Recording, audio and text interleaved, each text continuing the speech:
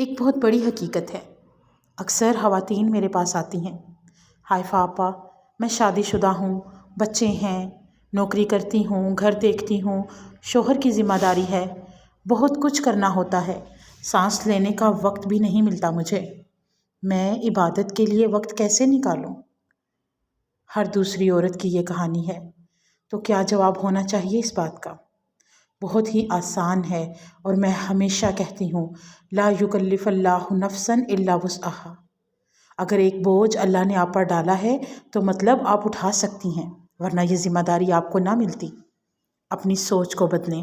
آپ میں سے کتنے لوگ ہیں جو آج اس محفل میں شامل ہونے آئے تو یہ سوچ کر آئے کہ اے اللہ یہ عمل تیرے لیے کر رہے ہیں، یہاں آنے کی وجہ یہ نہیں کہ ہائفہ آپ آ رہی ہیں، فلاں دوست جا رہی تھی یا رحمت سینٹر جانا ہے۔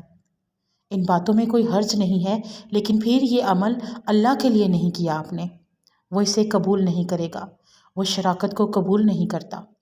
وہ اکیلا ہے اور فرماتا ہے میں واحد ہوں، مجھے کسی شریک کی ضرورت نہیں ہے، جو کسی کو میرے پاس لے کر آئے گا اس کو میں اس کے شریک کے ساتھ چھوڑ دوں گا، وہ چاہے کوئی انسان ہو، کسی کی دولت، حسن یا کچھ بھی۔